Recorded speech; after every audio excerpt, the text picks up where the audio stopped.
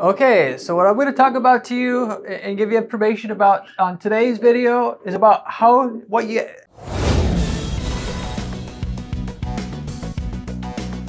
everything you basically need to know in regards to bounce rates and your PPC campaigns. So if you run PPC campaigns right now and you think you know something about bounce rate, I'm going to try to add to your knowledge base there a little bit so that you have the full spectrum of information that you should have on it.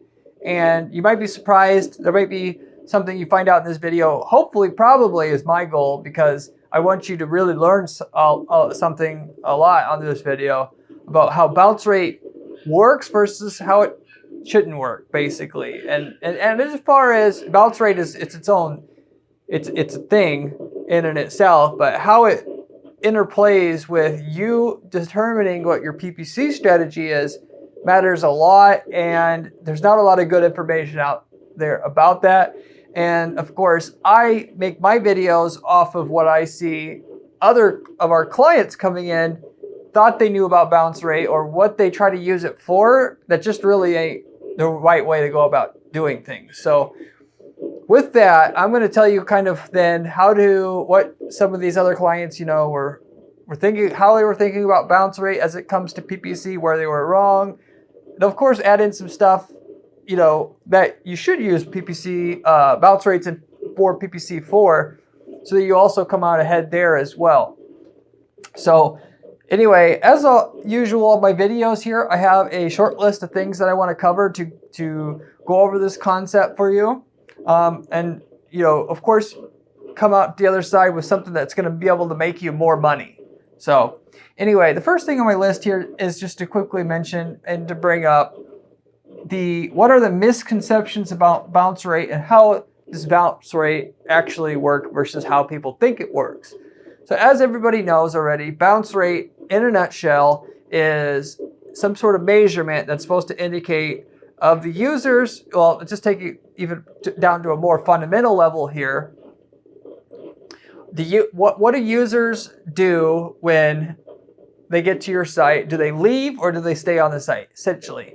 With that, it's a percentage of the total of how many people leave versus stay there. But it goes on a technical level, it goes a little further that a lot of people don't really pick up where the problems come in. So with the misconception there, 90% being around the fact that people don't realize with Google Analytics, and there's some ways around it, of which I won't get into. By default, bounce rate's supposed to work by seeing if people leave the site, but if they don't go to more than one page on your site, to Google, or let's say they don't click on anything, they just read the page, to Google, it's a bounce. So where that actually has a problem is there's a lot of people, let's say you had a really, really good page that you're taking people to, really in-depth, good information, like what a landing page is supposed to do, that explains well your product or service there, all in one place. They get to the page, like, I know what this product does. I know I want to buy it. When I'm ready to buy it, I know where it's at. I got the information I need. And then they leave. They were on the page technically for 2-3 minutes, but they left. They didn't click on anything. Google considers that a bounce. And on the same token, time on site, bounce rate and time on site is actually, they work similarly. Let's just put it that way. In that time on site is the measurement of time of how long, for what people know it at, most people know it as, is how long somebody spends on your site, simply put. But going and understanding the limitations of Google Analytics and how that works, it is a function of how long it takes in reality, let's say, before somebody clicks on a second page, because that's the limitations of what it can do. So again, if somebody comes to your site, they read for a couple minutes, they get all the information they need, and they leave, Google's going to consider that session 0 seconds, because they don't have any technical way to know if that person was on the site or not. Something has to have happened so they can time the time when the page pixel initially loads, which it always does, the first, the analytics code loads, and the time something else happens. If nothing else happens, as far as Google is concerned, nothing happened. Okay, so I think I make that pretty clear. So with that said, you have different pages on your site, some that do one thing that are more concise, some that are not. And fundamentally, just because you have a low bounce rate does not mean that the page is bad. So you can't use that as a judgment all in itself. Now, you definitely can use bounce rates to judge and guide your campaign. That's not what I'm saying. But you should know right off the bat that whole limitation to the system exists. So you can't rely on it in a vacuum, and you have to be able to use other generalized knowledge you have to back up. Like if you see a bounce rate of 80%, it's the general knowledge out there that's bad, to be able to look into other things at least before you're going to absolutely judge, oh, this doesn't work. Of course, that second thing usually is conversions to a lead, and you want conversion tracking, or to a sale, get sale tracking. But if you don't have that, or until you get that, don't be panicked by seeing a high bounce rate, because that's not the end all be all, especially if you aren't familiar with optimizing lots of sites. So anyway, moving forward here, now that you know that, why bounce rates do come in handy, or where do bounce rates come in handy, is definitely for the same type of things that most people try to use it for, as it would pertain to PPC. With that being, and I touched on this just a second ago, when you don't have enough conversion data yet. So you set up conversion tracking in your account to track how many, when somebody submits a lead, whether that's a form fill on your site or somebody calls through a software like CallRail, you can hook that up to your Google Analytics account, or you set up e-commerce, shopping cart, checkout tracking on Google Analytics. You starting a new campaign up. Maybe it's a new campaign, but you've had an account for a while, or it's just a new account completely. You need to be able to fairly quick. Well, a lot of people will use bounce rate, as they should, to be able to see if what they did is just throwing money down the toilet before they get conversions. Because if obviously the traffic is bad, you'll wait forever before you get any conversions. And so people try to use the bounce rate as a leading indicator as to whether or not this traffic is actually going to be worth it and going to be able to actually get some conversions in the first place. And of course, as I've mentioned many times in other videos, that there's a build-up to new campaigns. Campaigns are not like a light switch. You don't turn the campaigns on one day, the next day you get to see exactly how that campaign is going to perform ever. It slowly ramps up. The first month is usually really crappy, then the second month's a little better, and the third month's a little better, and then a year into the process, your campaign actually performs like it's going to, like the true best way it's going to, if you will. So the bounce rates for me also come into handy, because I could use that, knowing that going in. That's just a side note about PPC and what you should know about it. But so anyway, you could use that bounce rate to see if what you have is good or not. And of course, if you have old campaigns, you can look at the bounce rates from them versus the new campaign, and then it's a lot easier than if you have no bounce rate data whatsoever. But where the problem comes in is if you're starting to use a different page, that page is different than another page you're using, and so therefore inherently built in within the architecture of the page, they're going to have different bounce rates. So it's a little hard to use your past data as well. I'll get into that in a moment. So you can see the one thing that's great about Google Analytics and running Google Ads is you can import your bounce rate data into your Google Ads account. So in other words, under the customized columns in your Google Ads account, you can see on a keyword by keyword and which I have in here, a campaign by campaign basis, what the bounce rates are, drilling all the way down like that if you want. So you can see if a particular keyword's a waste of time or not. And so again, going back to what I said before, you can look at one keyword and what that was doing for you the last 2 years, and its bounce rate for the same page, if it's the same exact page, and then you have a new keyword, you can quickly see if that keyword is going to be worth your time or not. So that's one practical, really good use for bounce rates. You import it into your account, you use it to compare existing parts of your campaign to new parts so that you don't have to wait 6 months to see if a campaign's doing very well. If the bounce rate's not very good, or it's like, let's say your current bounce rate from your keyword 1 is 40% and your new keyword is 85%. Now that's probably a fairly good indication that that new keyword is never going to produce very well good results for you. But again, the bounce rate itself also will get better with time because Google's algorithm is going to match you up with better traffic, especially as the campaign gets better reputation. It's going to put you at better, auctions is what they call it. But basically, they're going to have you show up for the best of the searches where the most customers come from, because what they do is they slowly test out a campaign and they don't push out the main incumbent competitors for the keywords you want until they know your ads can not only get a high click-through rate as good as the competition, but can serve the user as good as the competition as far as landing page experience. And so they put you in better and better auctions, but they don't push everyone out day one, which if they did it would be chaos and they wouldn't make as much money on their end. And so people expect, again, going back to what I was saying before, that they turn on their ads and right away tell if the ad's going to work. Well, so you have 2 strikes against you with any new campaign you roll out because Google doesn't push all the people out of the way every time. And for you, it's good once you actually are making money, because most people won't know this concept. They'll quit before they ever give it a chance to begin and really work. And your results will be stable because they don't push you out from the auctions that make most of your money right away to do advertisers. But anyway, that's kind of where bounce rates do come in. Now, there's a note that I wrote here.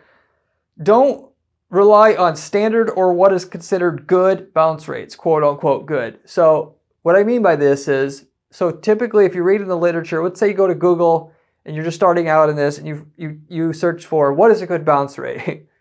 That answer's like, how long is a piece of string? And I always hate when people tell that, say that phrase to me because it's BS. Usually you can generalize and give somebody it's not going to apply to all cases, but you can generalize and get a somewhat good answer. And I'm not trying to do that to you here. But you should know that the bounce rates on I've had campaigns that made money that have a bounce rate of 70%. That's actually fairly common. And I'm going to explain a little bit again why. I touched on it a little bit ago. But so that's going back to what I was saying before. When you have past data already, you can use the past data to see if that should be your starting point right there to judge whether new traffic sources are going to work to the same page. If you have a different page, that independent page is going to have to be gauged for its ability to generate XYZ bounce rates for you before you can judge because that page will inherently have its own ability to get a higher or lower bounce rate. Doesn't mean it won't make money, because maybe that page serves a user's needs well and people leave. They don't have to click around to other parts of the site. And by definition, a page that does well, a landing page specifically that does well, shouldn't have to have people leave the site. It's the whole point of creating a landing page to begin with. So if you go out there, you read 40% is a good bounce rate, and you set up a campaign, your campaign gets a 70% bounce rate, you don't just shut it off right away. Look at your other pages. And here's a little hack. Let's say you have a campaign going and it works already for keyword A. Take keyword A and that ad that's set up for keyword A and send the traffic to the new page that you're testing that you have no data behind yet to see what the bounce rate inherently would kind of be with that page. Find out what it is and then put that landing page to your new campaign. Then you have a respectable baseline of what that page's bounce rate should be if the traffic source is going to work and is going to be profitable, so that you don't give up on your new campaign right away before it has a chance to work. And definitely if you're in that situation, you should be apt to wait a little longer to see if conversions come in than usual, because you have no data behind that page already in terms of what its bounce rate typically would be for in general to know whether or not you should chuck the campaign or of course even just chuck the page altogether, because the bounce rates could be really all over the place. In other words, to sum it up, bounce rate is a reference point. It's not a tool all in itself, like making money. Either the page makes money or it doesn't. Of course, again, over time it changes, but in general, it's not like that's a lot more clear than regular bounce rates are, because bounce rates, you can make money with a high bounce rate, like I said, and what it does is it allows you to figure out certain traffic sources aren't going to work right off the bat, whereas certain ones will or have, so you can kind of see what the bounce rate should be on this new traffic source, and then now we're going to try it, and now we know fairly quickly if that's going to work or not. That's the main use of the bounce rates that you're going to have as it applies to PPC. Inherently, by the way, PPC, you're going to have higher bounce rates than organic traffic. I touched on that a little bit ago as well, but bounce rates for and specifically using landing page. If you have a landing page, it'll be closer to 70%. If you don't use a landing page, it'll be lower, the 40 to 60% range. Organic is going to be closer to like the 40% range if you're doing it right. But the PPC is always going to be as I noticed, a little bit higher than organic traffic and direct traffic is. So if you notice it's a little higher, that's perfectly okay. And if even higher, if it's a landing page, because the landing page, if it does what it's supposed to do, keeps the person on the page and not leave, which if they don't leave again and go to another part of your site, it's going to count it as a bounce. So anyway, that's some general background information about that as well, so you can put that in your pocket and use it for later on. Moving forward, so that's what it can do for you, and it's limited to its extent. But I use bounce rates all the time in my Google Ads account, because I import it from my Google Analytics account to see certain keywords when we're trying them out for a certain page. We know the bounce rate capability on are going to work before wasting thousands of dollars on it, if you will. Or, of course, for display advertising, it could be if a certain audience will work, or a certain page, driving traffic from a certain page, or a video will work. You get the general idea. What sucks about bounce rate? And I kind of mentioned it already, but so each type of traffic down to the landing page level will have to be baselined in a similar way, i.e., landing pages normally don't have more than 2 visits per user, what they call session.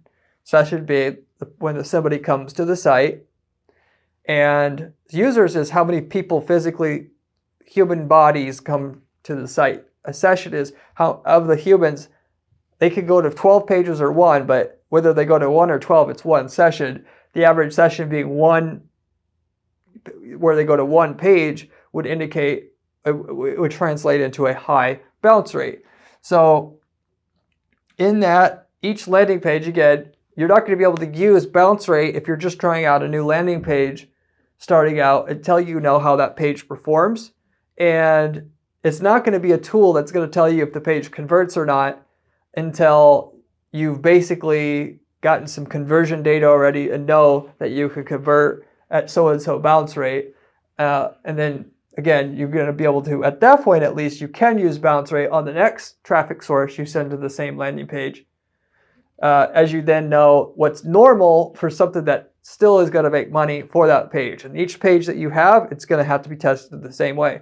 Now, of course, landing pages, if the page design is fundamentally the same and you're going to make small copy tweaks to it, you don't have to baseline the bounce rate that's normal and is still going to make money for that page in that situation. But if it's a radical redesign, totally different layout, you will.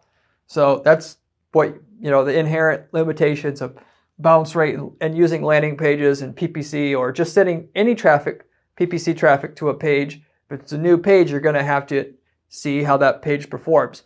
And as a side note, if you send people to like a search results page on an e-commerce site or a category page, that bounce rate, once you know the bounce rate for that category page, it'll probably be the same for all other category pages. So you also have that going for you. But if you're going to test out a search results page and you were using category pages to send the traffic to before, well, you're going to have to just bite the bullet and spend, some money on the search results page, being the where you send the traffic to, and see if it still makes money before if that bounce rate that you get might seem a little higher than what you would think could work, and then what the baseline, i.e. baseline bounce rate should be for a search results page for future tests on new traffic sources in your account. Then the last thing is that's bad, and what I see people mess up with as far as bounce rates is for determining like click fraud. And I kind of explained several times now why bounce rates could be high, but the campaign could do well, because you have a landing page and it actually serves the user's needs well enough to where they don't need to go anywhere else on your site. So what some people will do, and I'm going to pick on ClickCease here a little bit, specifically because their software, and I'm sure other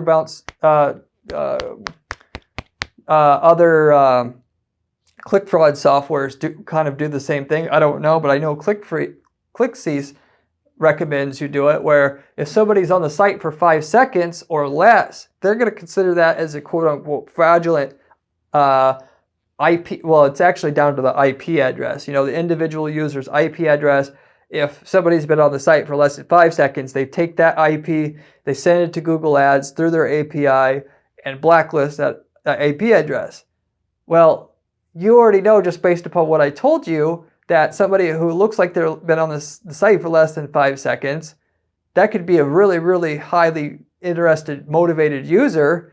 And then all of a sudden now your click fraud software blocks that person, and then you can't run retargeting/remarketing ads at that person that explains why you're better than the competition, why you have great testimonials, all these other things that you say in the sales process if you're with them personally, that gets them confident enough to finish closing the sale with that person and buy. That now you're blacklisted from all that happening. And then if you're like me and you set up really, really good remarketing ads, several of them, 4, 5, 6 of them, that go over each main selling point over and over again, that can be repeated to the user over a few weeks or few months as they're deciding what the general normal sales cycle, that might be enough to double your sales. And they always say in marketing, frequency is more important than reach. If you don't have any repeat advertising for the people like that, though, at least the people that do get blocked, they're going to convert into a customer at the end of the day, at the rate they normally would have, assuming you had those remarketing ads able to show up for that person. So that's a major problem as far as I'm concerned. And you shouldn't then, so just like you could look at a bounce rate and it looks like, a high bounce rate, oh, that must be fraud. Not necessarily. And if you break it down to the per user level, it's basically the same thing. That person just could have been really qualified. It doesn't mean that they're fraudulent. You can't necessarily tell using the default methods that somebody's not been on the site for more than 5 seconds if that's a fraud click. Or it's enough of a false positive that I'm going to say for sure that you're going to screw yourself over more than if you would have just left it alone and let Google tell you what users are fraudulent or not, by castrating yourself from being able to advertise that person again once you've already spent good money. A lot of times you're spending, a lot of industries, it's $10 to get a user to your site. And then if they weren't on the site for 5 seconds, you're going to say you don't want to advertise to them again when it literally cost a penny to have the remarketing ad show up to them one time. And it has the capability to double the overall close rate on the traffic you spent $10 coming in that you had. And so time on site, like I said, is linked to bounce rate because it works on the same mechanism. Did they go to a second page? And if so, they monitor the time. So at a landing page that's normally not supposed to get people to go to a second page, if they don't go to a second page, they look like they're a 0-second visit, 0 seconds long, therefore they're fraudulent. Now, and I want to say that there's ways to have certain things happen on a page to where basically what you would do is anytime someone clicks on let's say they click to watch a video they click to open another tab that's built or embedded within your landing page, that could trigger the mechanism it would take to then know that that user is not a bounce and just not a bounce. Therefore, it's not going to be a 0-second session. That I do recommend you do, which is a side note to all of this. The more of the stuff on your site you can track as far as goals, if they need to go check, a video is a good one. If they click the video, you should track that. That way you consider that person always not a bounce.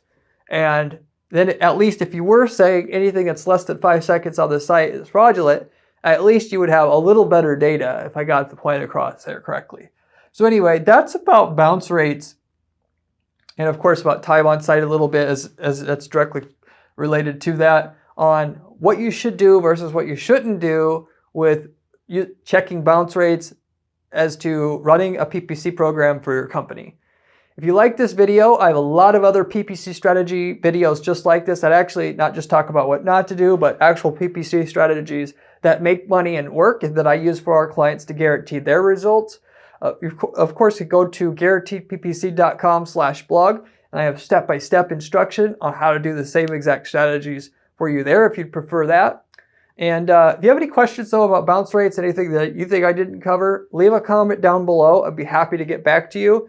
I will answer all comments. And of course, I hope you enjoyed what you saw here, and hope that you took away something from this that you're going to be able to use right away on your stuff that you're doing there for your company as well.